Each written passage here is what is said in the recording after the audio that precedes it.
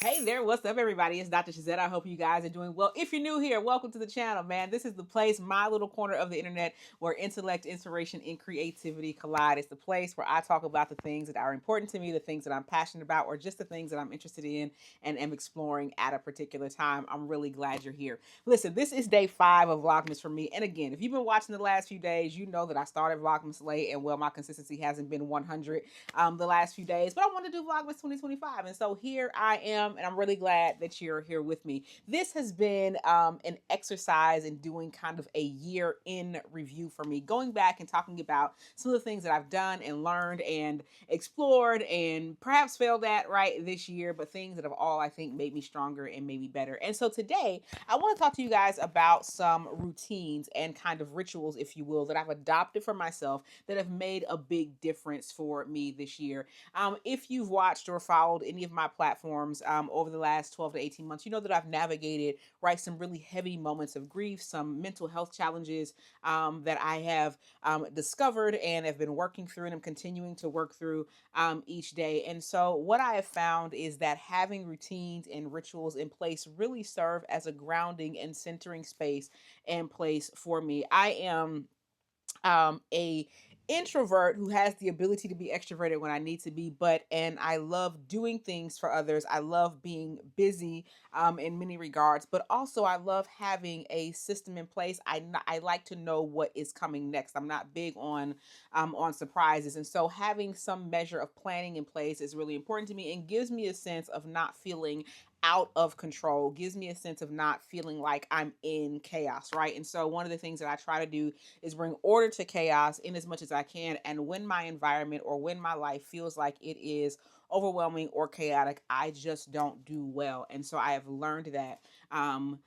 More so, I think, this year than any other time in my life. And so I've really doubled down on creating these routines and rituals that help to ground me. And so one of those things that I do is each morning and at various times during the day when I feel kind of my nervous system becoming overwhelmed and needing a reset, needing to breathe, is I light incense. Now, I'm not here, right, to argue theologically with you all about incense or sage or candles or any of those sorts of things to defend or attack anybody's personal beliefs or practices. For me, lighting incense in the morning is a signal to my body, but also to my soul and my spirit that I am beginning anew and that I'm beginning by cleansing and causing my space to have a sweet smelling aroma. It just triggers a sense of restarting and refreshing for me. There are also times during the day, perhaps when I've had a stressful day or when I've come in early from work and I just want to breathe and have a moment, that I will light incense, sometimes a candle, sometimes sage, just to trigger for myself that I am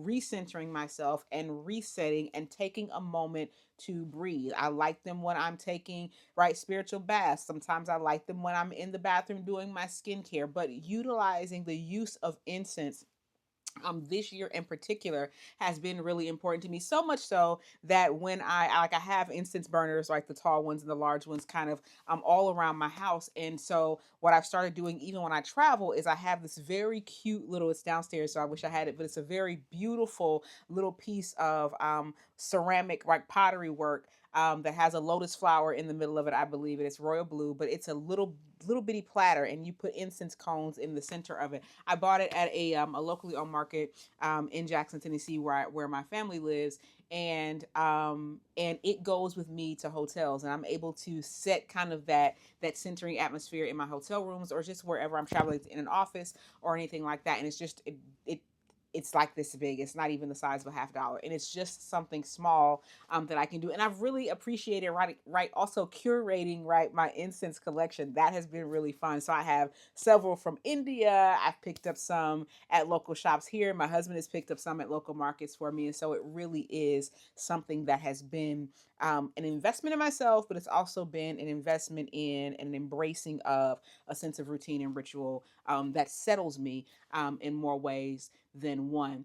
Secondly, and this may seem a little bit elementary, but it is my to-do list. Now, I do my to-do list in a different type of way, I think, than perhaps many others do, or perhaps others do it this way. So I am also a creative, and so and my grace gift, as we say in my faith tradition, is that of a prophet. And so at any time of day or night, there is so much that is moving around both in my mind, my mental creative self, but also in my spirit self as I am taking in everything, right, that is around me. And so oftentimes those two things, because they are prolific in their nature, oftentimes those two things will make it difficult for me to settle into the regular natural life things and tasks that I must do. And so I am easily overwhelmed oftentimes when I have like those heightened seasons of creative and prophetic energy, like moving around.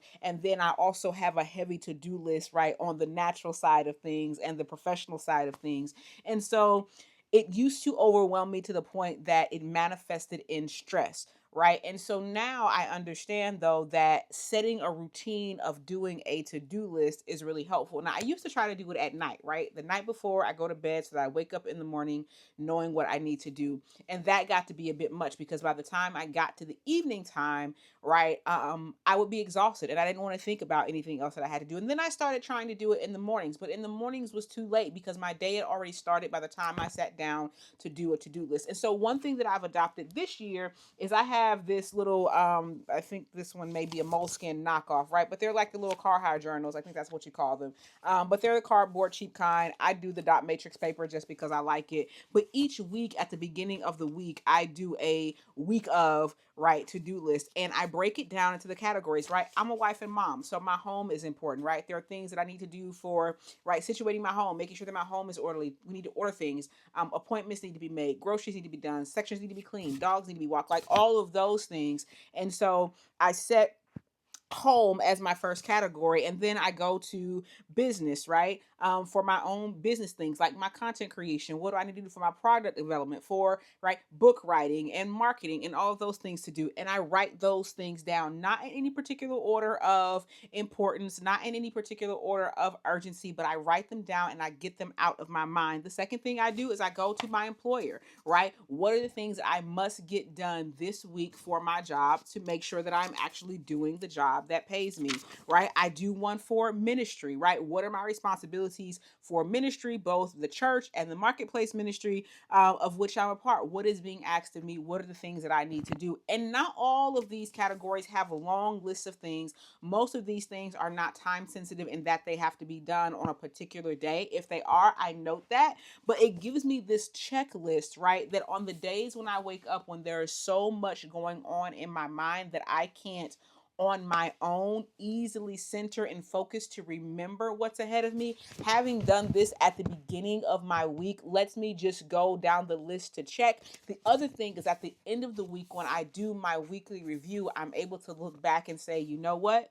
It feels like you didn't do a lot this week, but you actually checked off this number of things on your list, and it's okay that you didn't finish everything. The other thing that allows me to do is if there's something big or monumental that I missed, then I know I need to go back and get that thing done immediately, right? And so that has been one thing that I've adopted as a routine and ritual for myself. It is a way of honoring, right, the creative and prophetic side of me while also honoring and acknowledging the part of me that exists, right, in the natural world and must do the work that pays her as well.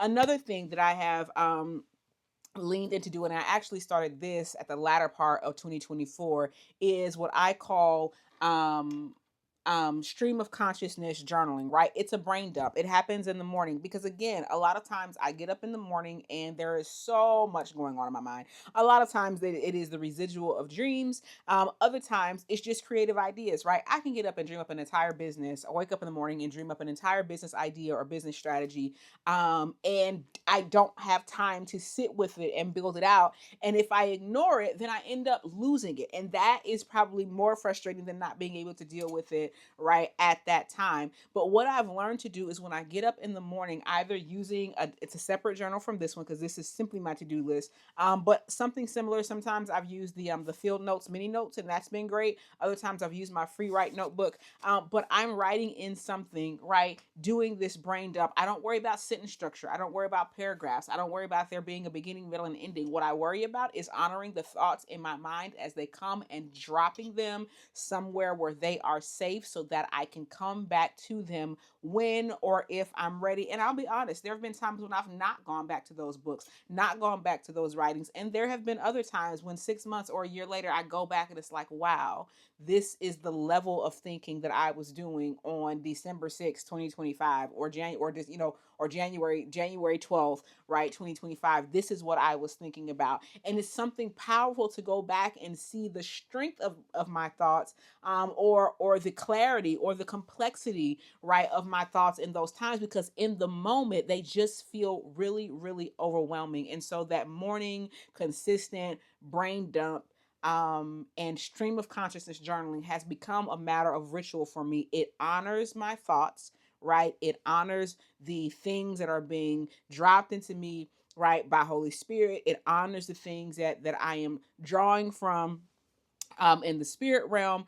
the things that I'm experiencing, right, as I am looking toward and learning more about my lineage and my ancestral lineage, right.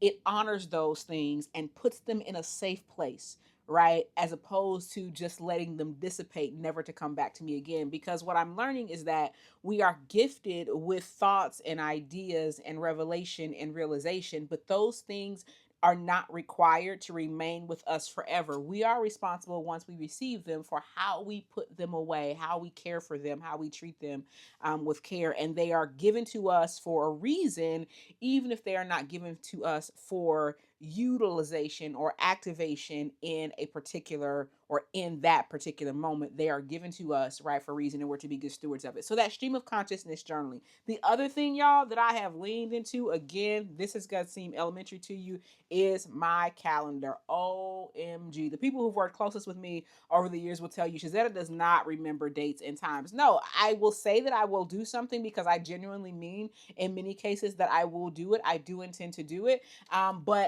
But there were times when I would say yes without looking first at my calendar and saying, maybe I shouldn't do this. There were other times when I would also look at my calendar and see a gap and be like, yeah, I do it, without giving consideration to all the things around it, right? And realizing that while I have the space to do it and the time to do it, all of my other commitments may mean that I don't have the capacity to do it well. And so utilizing my calendar kind of as my Bible book, if you will, has been really critical. And so I have this year, as a matter of routine, now I've made sure that all of my calendars are connected. So like my work calendars are connected to my personal calendar, my family calendar is connected, right? So that when I'm asked, are you available at 2 o'clock on Thursday for a meeting with such and such? When I pull up the calendar in my phone, the calendar in my phone shows all of the meetings and responsibilities that I have from all of my other things. And I can genuinely say, sure, I don't have anything else today or that day. I can do that. Or, yeah, no, that's probably not going to work.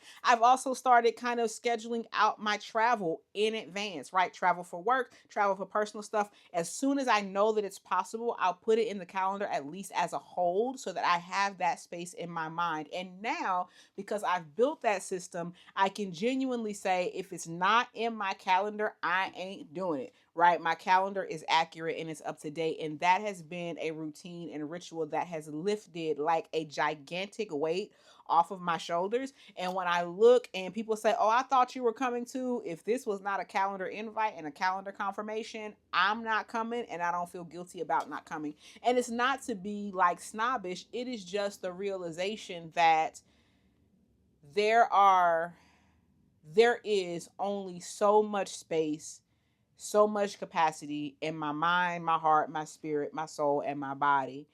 And for years, I have stretched that capacity beyond its capacity, and it has taken its toll on me over the years. And so I am in a place now where, as a matter of routine and ritual for myself, right, as a matter of my self-care ritual, I've built in the routine of utilizing my calendar, in ways that um, that honor, right, all of who I am and don't exhaust me. The last thing, and I don't even know if it's a routine or ritual, but it keeps popping up for me, so I want to share it. So whoever this is for, is the notion of only taking in information and holding myself responsible for remembering or storing information that truly is vital to me. So I'm not a person that gets up and watches the news or doom scrolls a whole lot. At this point, I'm utilizing social media, if it's not for marketing, right, primarily for marketing things or sharing things that are inspirational or sharing things that are funny. But I am no longer scrolling social media just for information. I don't really care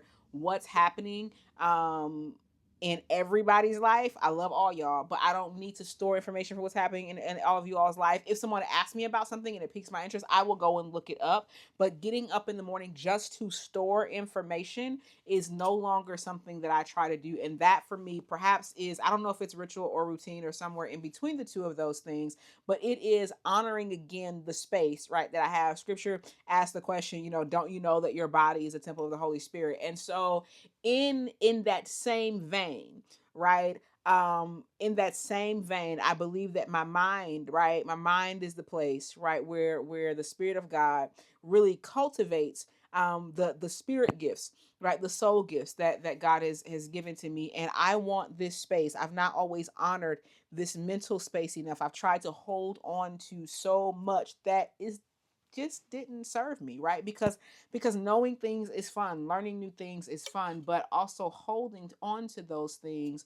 when you need to make room for other things, or when that space that you're occupying needs to be made clear for other things, is really really really really becomes too much, or at least it did for me. And so I, kind of selective. I have selective memory, intentionally selective memory. And it's not to disregard what other folks are saying, or when people try to tell me, yeah, because, in June, we're going to do this, this, and this. Hold on. I'm not going to remember that. And if there's nothing I need to do for June right now, please wait until March or April to tell me. I don't need to know anything about June right now, or I'll put it in my calendar and I'll come back to it. But learning for me to honor capacity, and to know that with everything that happens for me creatively and prophetically, that just general information for the sake of holding general information um is not something I'm going to do well. Again, it's why I use my journals, it's why I use my calendar, it's why I use my to-do list, so that when I get to those things in those spaces, I have enough recollection to know what they are talking about, but I'm no longer trying to just carry things up here all willy nilly. And there used to be a time when I felt guilty about it, when I felt bad about it, when I felt inadequate about it. No more, right? Unapologetically selective about what I try to carry around in my mind. So anyway, I hope this is helpful for you, but these are things that or interesting to you. These are things that I've learned about myself, that I've put in place for myself, right? Rituals and routines, and really routines, more so, things that have really helped me this year to navigate a very difficult season.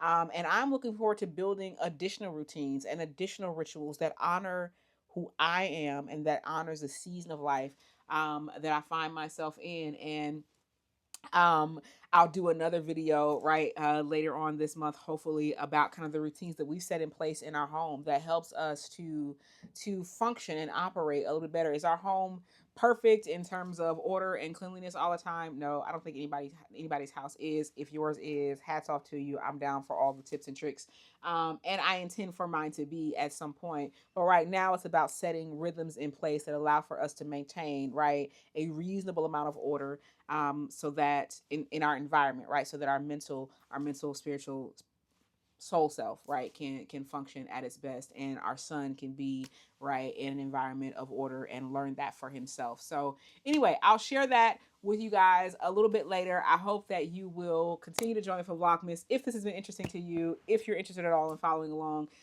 in the Vlogmas journey, but the journey as we continue into 2026. I'd love to have you as a part of this community. So I hope you hit the subscribe button, hit the bell so that you get notifications when I upload new information, and a comment here or there would be amazing. What are rituals and routines that you put in place for yourself to help you be your best self and to show up for yourself every single time, or at least a little bit more? Listen, I love y'all. I'm glad you were here. I'll talk to you soon. We'll holla back now.